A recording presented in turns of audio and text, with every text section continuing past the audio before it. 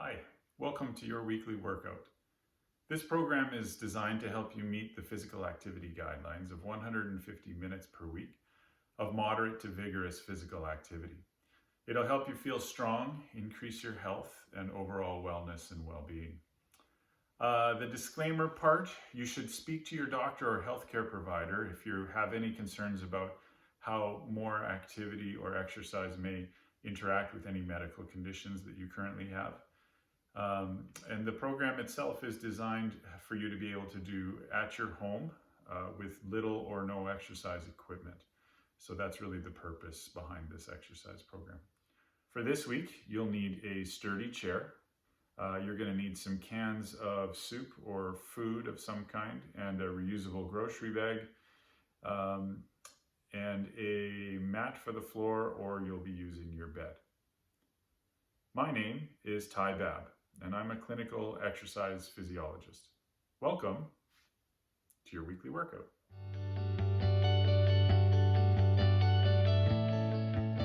Welcome back. I love making these videos for you guys. We started doing this during the COVID-19 pandemic when more people were staying home and we weren't sure if people were going to have ways or know of ways to stay active while they were at home if they had little or no exercise equipment. So the intention behind these videos is really to let people know what they can do at home that will help them meet the physical activity guidelines. We know that if people are more active, our mental health is better, our mood is better, and we can handle these kinds of bumps and ups and downs a lot better. So that's really the intention behind these exercise videos and these exercises that we put together. They're designed for beginner or intermediate exercisers. Many of you will know me from my work at the Southside Primary Care Network.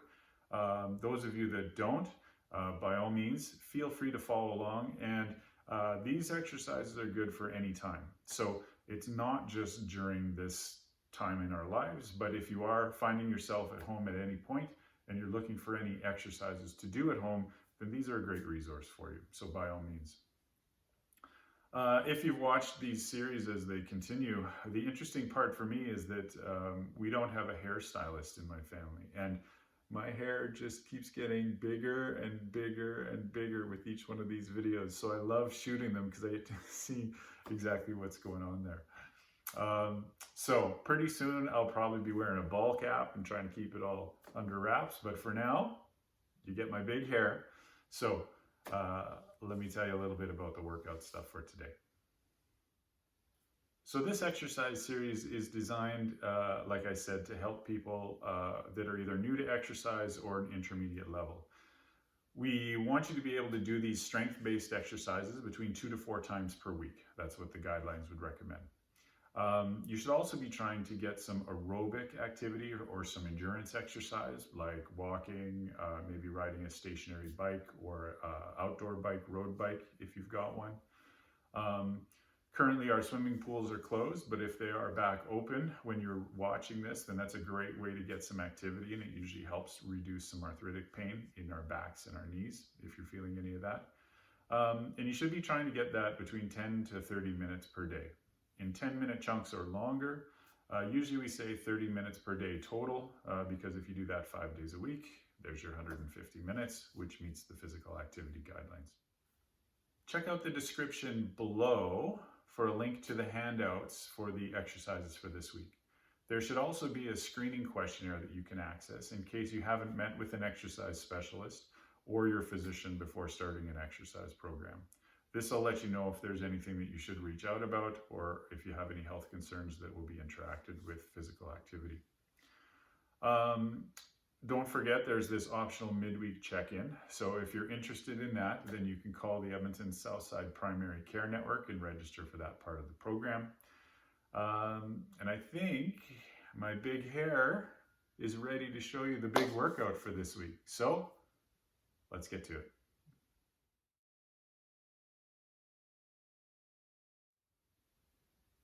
For the sit to stand exercise, you're going to need a firm chair.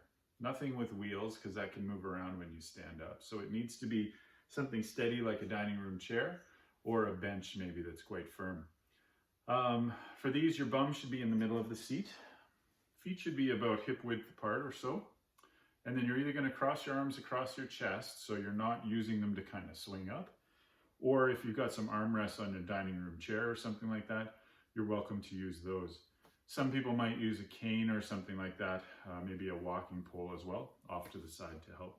So for this exercise, I'm going to do it with my arms crossed. You keep your eyes straight forward. Feet are comfortable, and then up onto your feet, back down to the chair.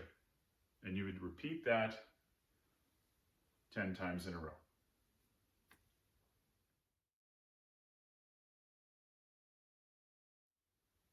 This next exercise we call the row. So I'm going to start by showing you with a piece of tubing or resistance band.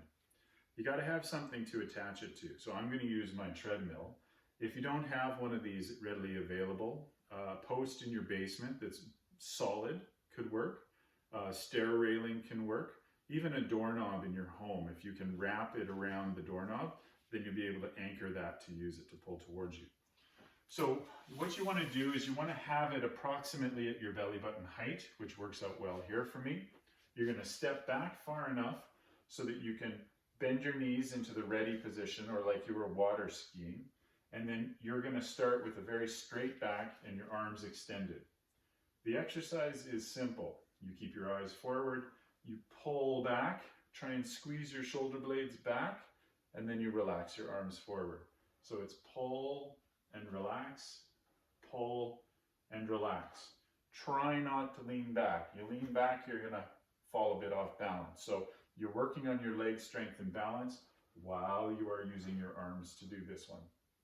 You're trying to do 10 repetitions. If you don't have a piece of band or tubing, then that's where we can get into using some weights or some soup cans or that kind of thing.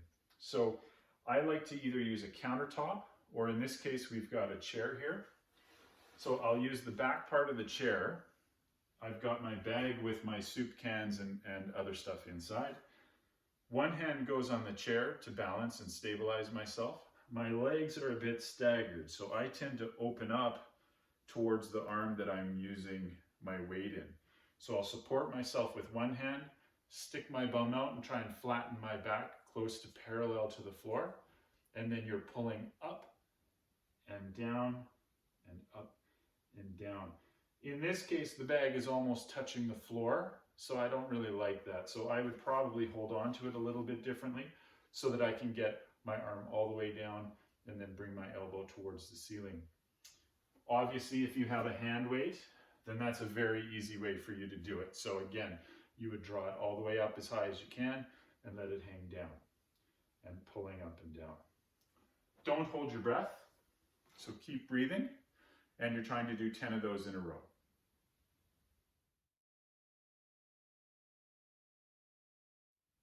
For our calf raise and toe raise combo, you're going to need to have something to hang on to.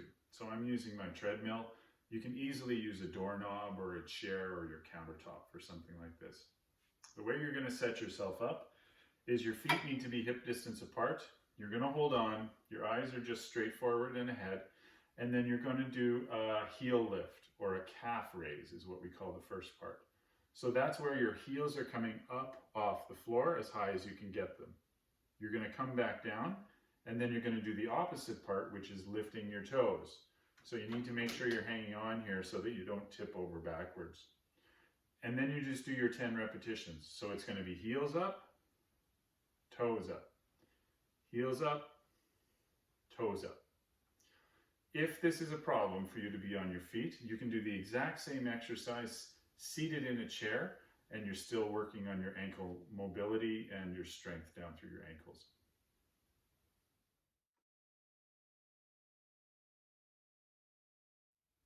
Our lateral raises are done in a standing position.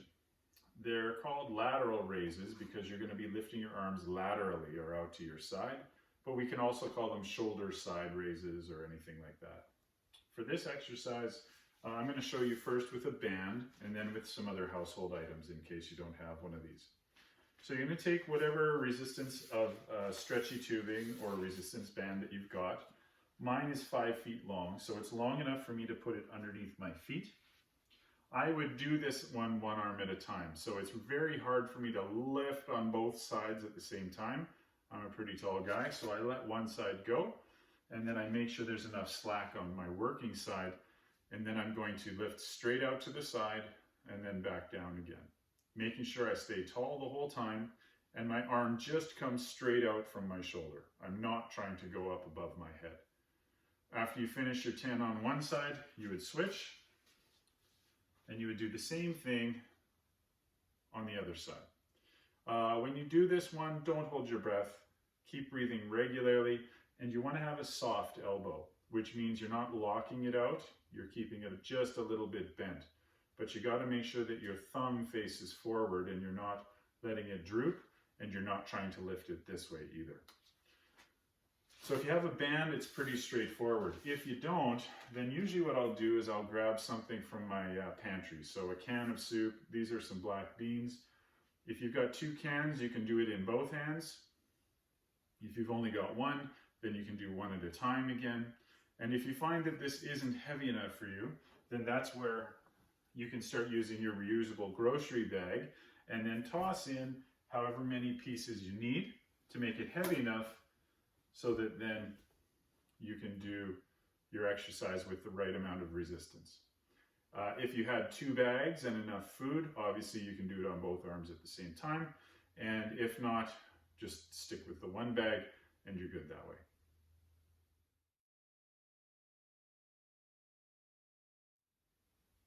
For an exercise to use the back of our arms or our triceps, we're also going to use the chair again. For this one, there's a couple of different ways you can do it. Pretty straightforward way is if you can sit comfortably in your chair. You should not be touching the back of your chair, so your bum needs to be in the middle. You're just going to put your hands on the seat. So you can see my arms are bent a little. All I'm going to try and do is push myself up and off the seat and come back down. And so as you push up, your arm straightens out. The muscle on the back should be working a bit. So I call these chair press-ups. So you're just pressing yourself up from the chair and back down. Your whole bum doesn't even have to come off. You're just carrying your weight on your hands. The other way that you could do this is called a dip. And so for the dip, you have to feel confident and strong enough to move your feet forward a bit. Your bum should be right on the front edge of the seat. And then your hands are going to hold on to the front edge of the chair. When you're ready, you slide your bum off the chair, and then you're going to lower your bum down until your elbow is about 90 degrees, and then you're going to push yourself back up again, and then come back down and push yourself up. I keep my knees bent while I'm doing this. That's one of the easier ways to do it. If you feel stronger, then when you come forward, you can straighten your legs out and do it that way. The way that you make sure this doesn't hurt your shoulders too much is if you try and keep the back part of your seat really close to your back. If you try and bring your bum way out like this, that's not going to feel good for your shoulders. So you want to be careful about that. Start with the chair press-ups just from a seated position first. If you can do those comfortably 10 times in a row for either your 1 set, 2 sets, or 3 sets, then feel free to move into the dips where you're lowering yourself down and coming back up.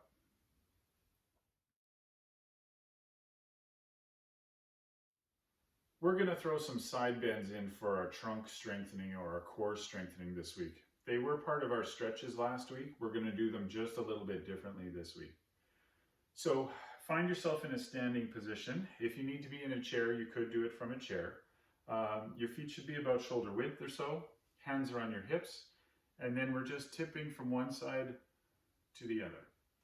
And so I tend not to hold this very much when I'm doing this to get more of a strengthening component.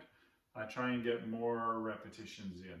So usually again, you're going to start with 10. If you feel like that's quite easy, maybe you can move up to 15 or 20 of them in a row.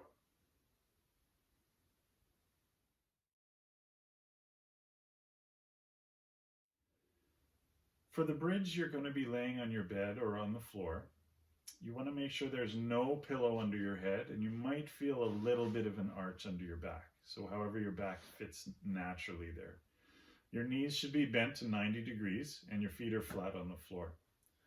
For this one, you're going to lift your bum up into the air, hold it as straight this way as you can for a count of 5, 4, 3, 2, 1, and then relax back down to the ground. This you should be trying to do 10 times in a row. If you can't hold it for the 5 seconds, that's okay. Just go as high as you can comfortably and then bring yourself back down again.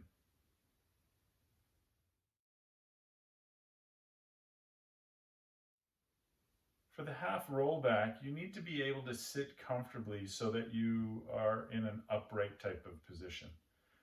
This isn't always the most comfortable position for everybody, so I'll show you a couple of ways we can modify it afterwards. The way that you would start this is being able to keep your knees at 90 degrees. Your feet should be hip width or a little bit closer together. And then you're going to start with your arms pointing straight forward. Your eyes should be pointing straight forward as well. When you roll back, you're rolling halfway back. That's why it's called the half roll back. So for this one, you're rounding your back and you're rolling yourself back just until you're halfway down. Your eyes stay between your fingertips. And then as you come back up, you straighten back up a little bit. So you're rolling halfway back and then coming back way up. You shouldn't be trying to get as low as you can. You go down until you feel your stomach tighten up a little bit, and then you come back up. I feel this one a lot in my hips here, because for me it's tough to stay up. And if you have a little extra padding here, it's going to be even harder for you to get all the way up. So I'm going to go grab something, and then I'll show you how you can modify this.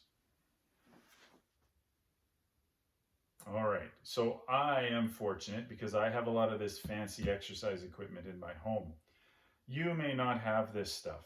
We call this a Bosu, or it's one of those half balls. So it's flat on the bottom, elevated on the top. This will lift my bum up a little higher so my feet can be lower. And that means it's a lot easier for me to come forward. The wobbliness of this gives myself a little more instability to use my trunk a little bit more. The exercise is the same. Your hands would be forward. You would lean back about halfway until you feel your stomach tighten up, and then you would come forward. When I do it this way, I don't feel it in my hips as much. I feel it more in my stomach. If you don't have something like this at home, you can use some yoga blocks. You could use anything that's firm and then just gets your bum a little bit higher off the ground. So there's a lot of different ways that you can try this.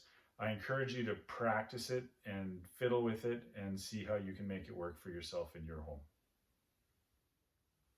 So there's your workout for this week. Remember, take breaks when you need to, stop if you feel any pain, and you're looking for about a medium amount of work while you're doing your exercises. You can do all of these exercises, you're aiming for about 10 repetitions. So that means you do each exercise 10 times in a row. If you go through the whole list, you can go through it once, twice, or 3 times in the same workout, depending on how strong you're feeling and if you're new to exercise or not. 3 sets of 10 repetitions is kind of our gold standard, but we don't want you to be too sore. So you'll have to manage that yourself. So the plan for this week is get in your aerobic exercise. So that's the walking or something like that every day if you can. Aim for about 10 to 30 minutes of that. Do these exercises 2 to 4 times per week. That will help you meet the guidelines for resistance exercise. And then do your stretches every day after activity. You can either do the stretches that I showed you in the last video, or if you know some other ones or you've got some physio exercises, you can do that as part of your cool down as well. So that's it for today. Get your workouts in. I'll see you next week.